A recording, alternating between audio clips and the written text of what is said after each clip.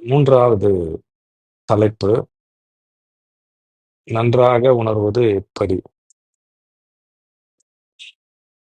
ஒரு ஞானமடைந்த மனிதன் அல்லது ஒரு உள்ளுணர்வு பெற்ற மனிதன் தன் வாழ்வு சௌரியமாகவும், இலகுவாகவும், அதே நேரத்தில் நல்ல விதமாகவும் அமைவது என்பதுதான் அவனுடைய இலக்காக இருக்கும். அதாவது எந்த விதமான இசைவற்ற தன்மையும் இல்லாம இசைந்திருக்கும். அதுதான் தலைப்பை இங்கிலீஷ்ல பார்த்தீங்கன்னா, "ஹவ் டு ஃபீல் குட்" அப்படின்னு வச்சிருக்காங்க. அதாவது எப்படி வந்து நாம நன்றாக உணர்வது எப்படி? ஃபீல் குட் அப்படின்னா, நான் நல்லா இருக்கேன். அத வந்து உணரணும். நல்லா இருக்குன்னு சொல்ற வார்த்தைகள் இல்ல. அதுதான் முக்கியம். ஒரு தன்னுணர்வு பெற்றவர் நன்றாக உணர வேண்டும். அதுதான் தன்னுணர்வு பெற்றவருடைய ஒரு தகவலோ, ஒரு புரிதலாகவோ இருக்கும். அது மெயின்.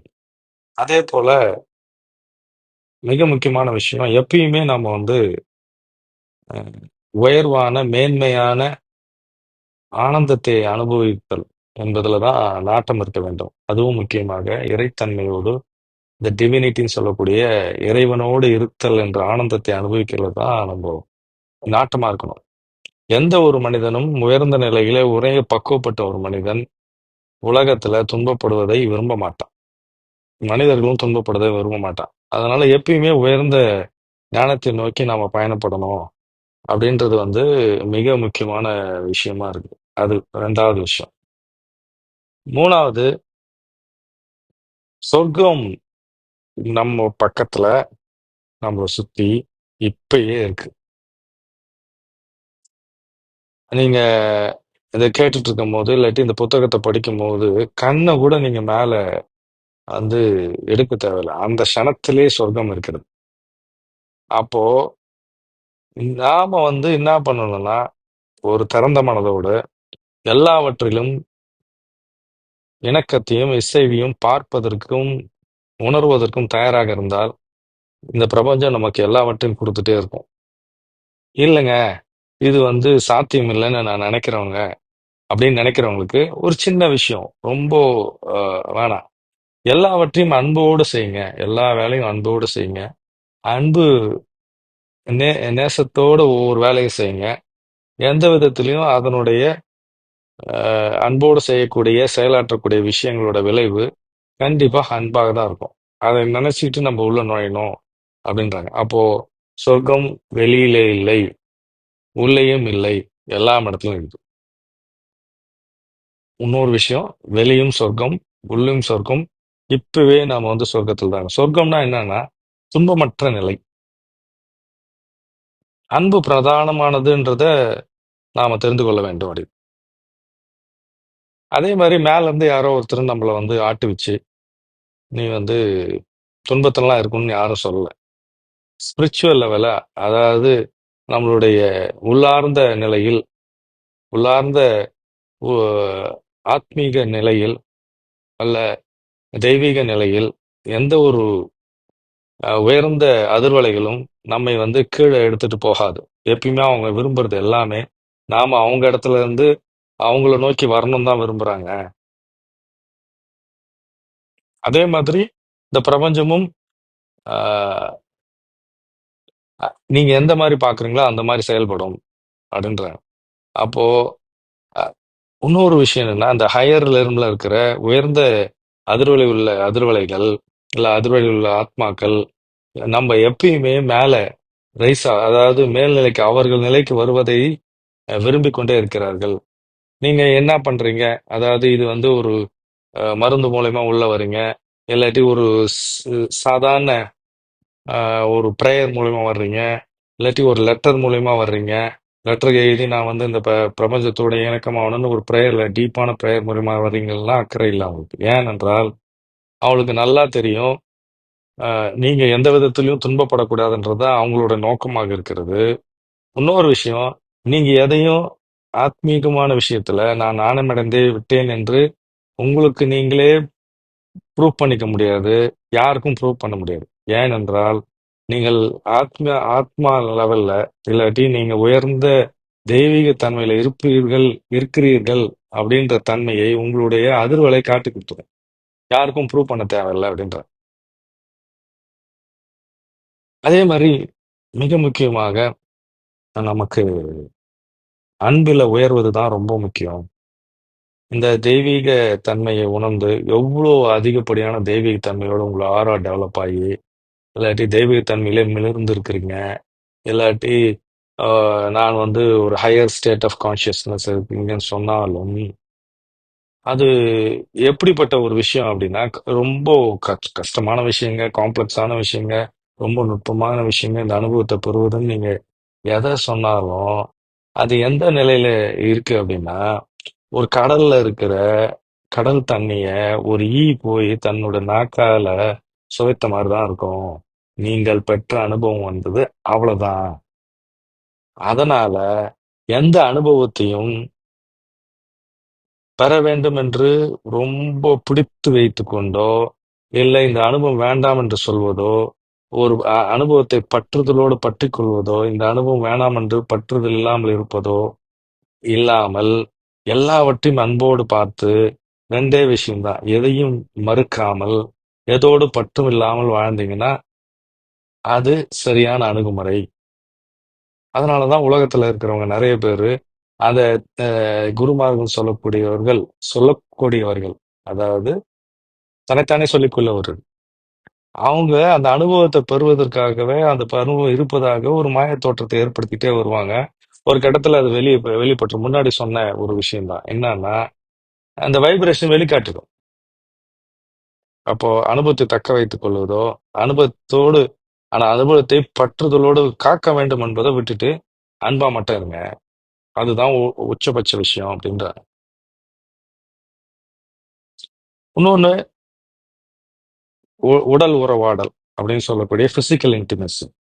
ஆண் பெண்ணுடைய இணைவு. அத பற்றி சொல்றது என்ன என்ன சொல்றாங்கன்னா, ஆ கிளாடஸ் என்ன சொல்றாரு அப்படின்னா, அ அதாவது தெய்வீகமானது இந்த உடல் இணைவுகள் ஆண், பெண், இன் யான் தத்துவத்துல மிக மிக முக்கியமானது ஃபியூஷன் அப்படின்னு சொல்லக்கூடியது. அது அ ஒரு உச்சபட்ச நிலை, உச்ச நிலையை பெறும்பொழுது நம்மளுடைய மனமற்ற நிலைக்கு எடுத்துட்டு போகுது. அதனால எந்த விதத்திலும் இது தப்பான ஒரு பார்வையில நம்ம பார்க்க தேவையில்ல. நாம டீப் ஆழ்ந்த ஒரு உச்சநிலை பெறுவதற்கும், ஆழ்ந்த ஒரு புரிதலை பெறுவதற்கும் இது வந்து உடல் சார்ந்த விஷயங்கள் தவறில்ல. டெக்னிக்கலா நம்ம வந்து அதிகப்படியான உடல் இச்சைகளை கொண்டிருக்காமல், அதனுடைய பக்குவமான ஒரு நிலையில இருக்கணும் அப்படின்றாங்க. இன்னொன்னு என்னன்னா, இது வந்து அதாவது காட்டுமிராண்டித்தனமானது, இல்லாட்டி அனிமலிஸ்டிக்ன்னு சொல்லக்கூடிய மிருகத்தனமான செயல்பாடுகள்ன்றது பார்க்க வேண்டிய அவசியம் இல்லை. அப்படின்னு அ மிக தெளிவா வந்து உடல் அ உறவாடல், பிசிக்கல் இன்டிமசின்னு சொல்லக்கூடிய இந்த ஃபியூஷன பத்தி ரொம்ப தெளிவா சொல்றாரு. அப்பப்போ நம்மளுடைய மனம் வந்து அத கரைந்து விடுவதால், அத வந்து நெறைய அனுபவங்கள் அதுல பெறுவதால், அதை வந்து மறுக்க வேண்டிய அவசியம் இல்லை. அதுவும் வந்து நமக்கு நமக்கு இயற்கை குடுத்த ஒரு வரம் தான் அப்படின்றாரு. அதே மாதிரி எந்த அளவுக்கு நம்ம நம்மை நாமே நேசிக்கிறோமோ, எந்த அளவுக்கு நமக்கு அந்த புரிதல் இருக்குதோ, அந்த அளவுக்கு நாம் வந்து அந்த உடல் உறவாடல்ல மிகப்பெரிய அளவுல நம்மளுடைய மனநிலை உயரும் அப்படின்றாரு. அதே மாரி அ சில மைண்டு அதாவது மைண்ட் கரையிற தன்மை வந்து அந்த உச்சநிலையில அடையுது. அதனால எதையும் வந்து அ ரொம்பவும் கொண்டாட வேண்டியதில்லை. அதே மாரி எதையும் மறுக்க தேவையில்லை அப்படின்றாங்க. நம்மளுடைய அ சகோதர, சகோதரிகள் இந்த புரிதலோடு இருந்தீங்கன்னா, நாம வந்து அ அன்புல நம்ம சரணாகதி அடைஞ்சிருப்போம். அதே நேரத்துல எதிர்ல இருக்கிற ஒரு பாலினத்தினுடைய முரண்பாடுகள், அ அவங்களுடைய குறைகள், அவங்களுடைய நிறைகள் எல்லாவற்றையும் ஏற்றுக்கொண்டு மாற்றி அமைக்கக்கூடிய வல்லமை வந்து இந்த பிசிக்கல் இன்டெலிஜென்ஸ்ன்னு சொல்லக்கூடிய உடல் உறவாடல்ல இருக்கிறது. அத வந்து மறுக்காதீங்க அப்படின்றாரு. கடந்த காலங்கள்ல இப்பயும் கூட நமக்கு இந்த பிரம்மச்சரியம், துறவு பற்றி நெறைய சொல்லியிருக்காங்க. அதாவது உடல் இணைவுகள், நெறைய சாப்பாட பத்தி சாப்பிடுறது, இத பத்திலாம் சிந்திக்கக்கூடாது. அ லக்ஸூரியான லைஃப் அதாவது ஆடம்பரமான வாழ்க்கைலாம் இருக்கக்கூடாது. அது ஒரு வகையில ஒரு குறிப்பிட்ட லெவல்ல ஹெல்ப் பண்ணுது. அதனுடைய சூட்சுமம் என்ன அப்டின்னா, அதாவது அ நீங்க பார்த்திருப்பீங்க. ரொம்ப அன்பா இருக்கிறவங்க திடீர்னு வெறுப்பு ஆயிடுவாங்க. ரொம்ப கோவப்படுறவங்க மிக அன்பாயிடுவாங்க. இந்த மாதிரி பார்க்கும்போது ரொம்ப வந்து உடம்பு வந்து வருத்தி அந்த உடல் பிளஷர்ஸ் சொல்லக்கூடிய உடல் சார்ந்த இன்பங்களை நிறுத்தணும்னும் போது அதுக்கு நேர் எதிராக இருக்கக்கூடிய மனமற்ற நிலையோ உடல் கடந்த நிலையோ ஒரு அனுபவம் பெறுன்றதுனால அதை வந்து ரொம்ப ஸ்ட்ரெஸ் பண்ணி அதை மறுத்துக்கிட்டே வந்தாங்க. அது வந்து நேர் எதிர்நிலைக்கு போகுது. இப்போ சாப்பாடை நிறுத்திக்கிட்டே இருந்தோம் அப்படின்னா சாப்பாடுக்கு சாப்பாடை பற்றிய அக்கறை இல்லைன்னா சாப்பாடே தேவையில்லாத ஒரு நிலையில ஒரு நிலை வருது. அதே மாதிரி உறவாடல் இல்லாம இருந்ததுன்னா ஒரு ஒரு தியானத்தன்மை உருவாகுது அப்படின்றதெல்லாம் ஒரு ஒரு நிலையில இருந்து பெண்டுலம் எஃபெக்ட் மாதிரி இந்த பெண்டுலம் சொல்லக்கூடிய அந்த கடிகாரத்துல ஒரு பக்கம் போய் ஒரு பக்கம் போன அந்த கடிகார முள் வந்து அதுக்கு அப்படியே எக்ஸ்ட்ரீமா அந்த அந்த பெண்டுலம் லாஸ்ட போகும். அதுதான் என்ன பண்ணிருக்காங்கன்னா துறவு இருந்தா அதாவது சாப்பிடாம இருந்தா ஒரு கட்டத்துல இருந்ததுன்னா அதுக்கு எதிரான நிலையிலிருந்து ஒரு சுகம் கிடைக்கும். உடல் இணைவு இல்லைன்னா அதுக்கு எதிரான தியானத்தன்மை கிடைக்கும். அதெல்லாம் ஒரு ஒரு கட்டம் வரைக்கும் கரெக்டா இருக்கு. ஆனால் இது வந்து நீடிச்சு நிக்குமான்றது வந்து ஒரு கேள்விக்குறியா இருக்குது. ஒருத்தர் ரொம்ப எப்பயுமே கம்ப்ளைண்ட் பண்ணிட்டு இருக்காருன்னா ஒருத்தரை பத்தி அவர் வந்து திடீர்னு ஒரு ஒரு தெளிவான மனநிலை வந்து அவர் நல்ல மனிதரா மாறிடுறாரு. இந்த இந்த இந்த ஸ்டேஜ்ல இப்போ ஃபுட்டு தூக்கமே இல்லைன்னா தூக்கமற்ற நிலைக்கு வந்து வந்துட்டு ஒரு தியான நிலை உருவாகுது. அதே போல நாம வந்து இந்த எக்ஸ்ட்ரீம் ஸ்டேட்ல கிடைக்கக்கூடிய அனுபவங்கள் அப்பப்போ கொஞ்சம் சின்ன சின்ன சின்ன ஒரு ஒரு ஒரு புரிதலை ஏற்படுத்திட்டே வரும். ஒரு ஒரு ஆனந்தத்தை ஏற்படுத்திட்டே வரும். அது நிலையாக நிக்குமா அப்படின்னா நமக்கு அது ஒரு மிகப்பெரிய கேள்விக்குறியா இருக்குது. அதனாலதான் நிறைய அனுபவத்துல இந்த மாதிரி துறவு மனப்பான்ல இருந்தவங்க அதை நீடிச்சு நிக்க முடியாத ஒரு நிலை ஏற்படுது. நாம எவ்வளவுதான் சின்ன சின்ன விஷயங்கள்ல என்ன பெரிய அனுபவங்களை வைத்திருந்தாலும் நிறைய தெளிவுகள் வைத்திருந்தாலும் இந்த ஸ்பேஸ் இந்த பறவெளியில இந்த பிரம்மத்தை ஒட்டி நம்ம பார்க்கும்போது நம்ம அனுபவங்கள் வந்து மிக மிக மிக மிக மிக மிக குறைவாக இருக்கிறது. எப்படின்னா அந்த ஈயோடைய நாக்கு ஒரு மிகப்பெரிய பெருங்கடலை சுவைத்தது போலதான். அப்போ அந்த மாதிரி இருக்கக்கூடிய விஷயங்கள்ல நெகட்டிவான எஃபெக்ட், அதாவது எதிர்மறையா இயற்கைக்கு எதிர்மறையாக இருக்கிற துறவு, இயற்கைக்கு எதிர்மறையாக இருக்கிற சாப்பாடு புறக்கணித்தல். இப்போ ஒருத்தர் வெஜிடேரியனே தான் முக்கியம் அப்படின்னா அவர் ஈஸியா வந்து நான் வெஜிடேரியனா மாறுறதுக்கு வாய்ப்பு இருக்கு. ஒருத்தர் ஒரு நான் வெஜிடேரியன் தான் ரொம்ப பிடிச்சிருக்குன்னா வெஜிடேரியனா மாறுறதுக்கு வாய்ப்பு இருக்கு. இது வந்து எதிர்நிலையான டியூவாலிட்டி. அந்த டியூவாலிட்டி நிக்கிறது இல்ல. அதனாலதான் வந்து மிகப்பெரிய தன்மைகள் வந்து உணர முடியல அவங்களால. அதை வந்து நீடிச்சு வைக்க முடியல. இன்னொரு விஷயம் நம்ம தெளிவா புரிஞ்சுக்க வேண்டியது என்னன்னா நாம இந்த துறவுதல விஷயத்துல எவ்வளவு அதிகபட்ச உச்சபட்ச நிலையை பிரபஞ்சத்துல அடைஞ்சாலும் நம்ம உலகியல் வாழ்க்கைக்கு வந்தே ஆகும். இந்த விஷயத்துல அந்த உலகியல் வாழ்க்கைக்கு வரும்பொழுது நிறைய நேரத்துல இந்த பிசிக்கல் பிளேன்ல ஒர்க் பண்ணும்போது நமக்கு வந்து நிறைய இடர்பாடுகள் அந்த உச்சபட்ச நிலையிலிருந்து கீழே இறக்கிடும். அதனால அன்பை மட்டுமே பிரதானமாக வைத்து எந்த முரண்களும் இல்லாமல் அன்பு செலுத்திட்டே வாங்க. ஞானமோ தூய்மையான மனநிலையோ ஞானமோ தெய்வீகமோ அன்பு இல்லாம எந்த பிரயோஜனம் கிடையாது. அன்பு ஓடக்கூடிய விஷயத்துல எது பண்ணாலும் அது தெய்வீகமானதும் அது வந்து உயர்ந்தது அப்படின்னு சொல்லிட்டு கோலஸ் சொல்றாரு. அப்போ நாம வந்து ஞானம் அடைஞ்சவர் அதனால வந்து அன்பு இல்லாம இருப்பேன் அப்படின்னா அந்த ஞானத்துக்கு எந்த விதமான பயணம் இல்லை, அது இருக்க முடியாதுன்ற ஒரு சாத்தியக்கூறு சொல்றாரு. நம்மளோட பிசிக்கல் இன்டிமெசி, அதாவது உடல் உறவாடல்ல பிரதானமா இருக்க வேண்டியது அன்பு. அப்புறம்தான் உடல் சார்ந்த இன்பம். அது அது அது வந்து எப்படி இருக்கணும் அப்படின்னா ஆண் பெண்ணோட இணைவுல ஒரே ஒரு ஃபியூஷனா, அதாவது இணைந்து ஒரு இசைதல் தன்மையோட ஓர்மை ஆற்றலாக இருக்கணும். அன்பு தான் பிரதானமா இருக்கணும். உடல் இணைவு வந்து அடுத்ததுதான்.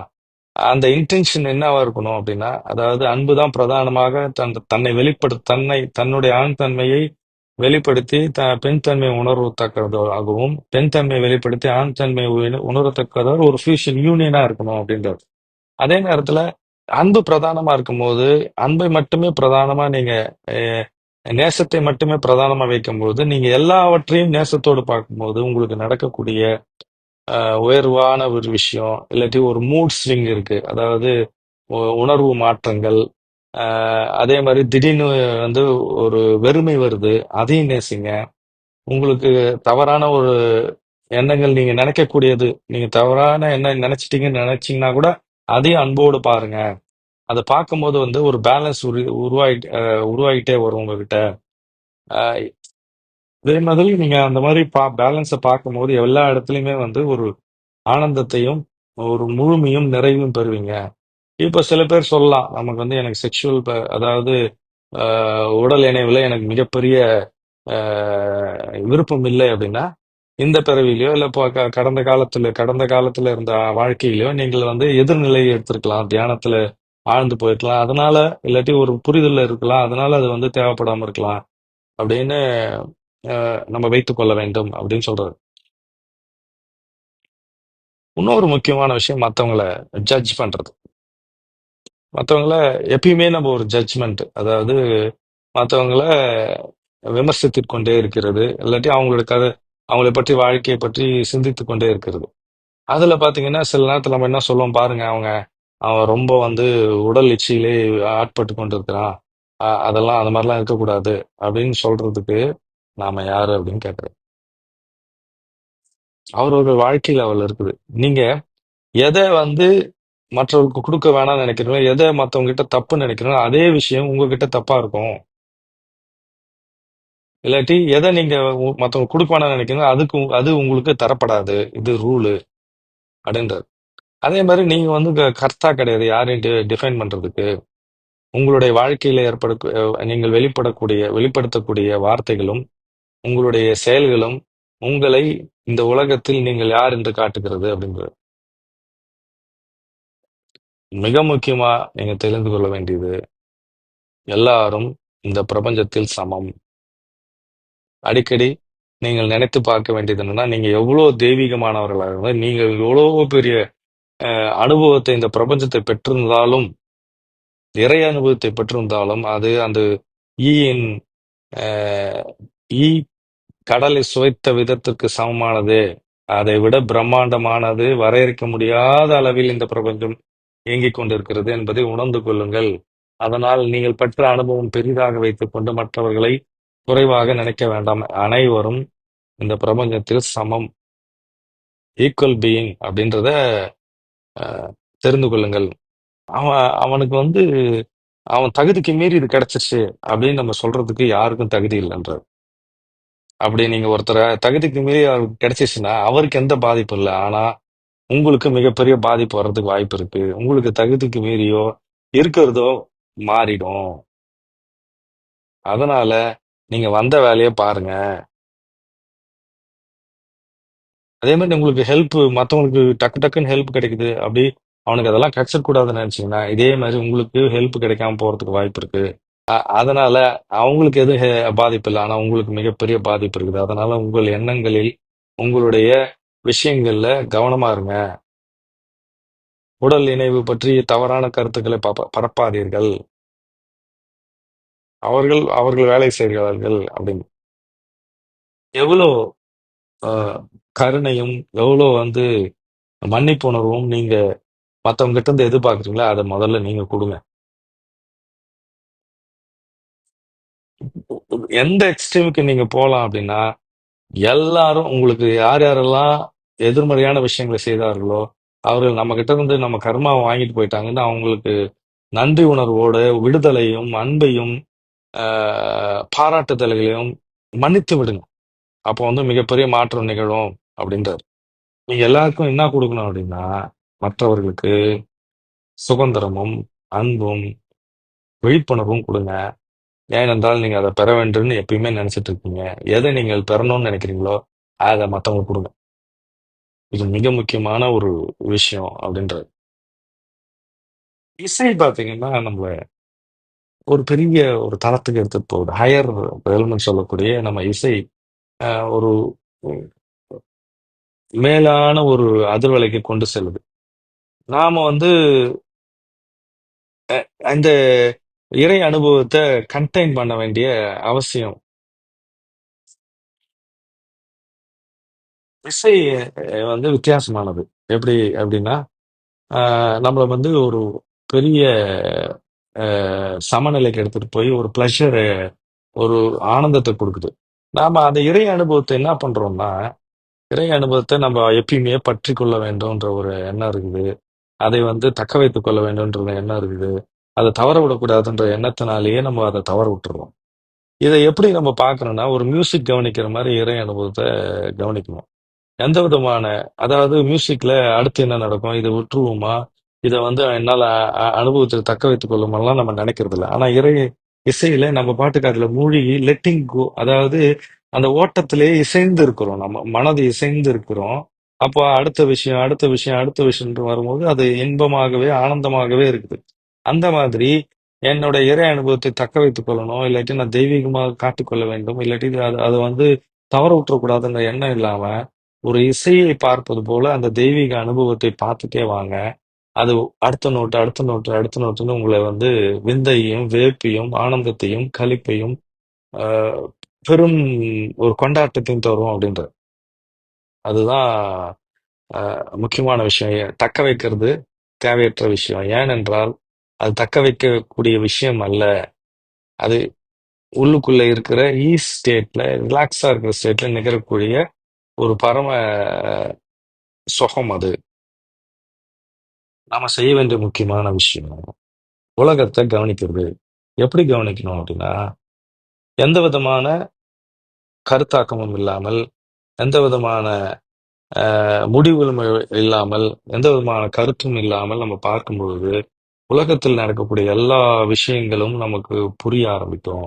அந்த புரிதல்ல அங்கும் இங்கு, அங்க ஒரு ஆட்டம், அங்க ஒரு களிப்பு, அங்க ஒரு கொண்டாட்டம், அங்க ஒரு இசைவுத்தன்மை, அங்க ஒரு ஆர்ப்பரிப்பு, ஆனந்தம், பெரும் இலகுத்தன்மை, ஓட்டம், இதெல்லாம் இருக்கும்.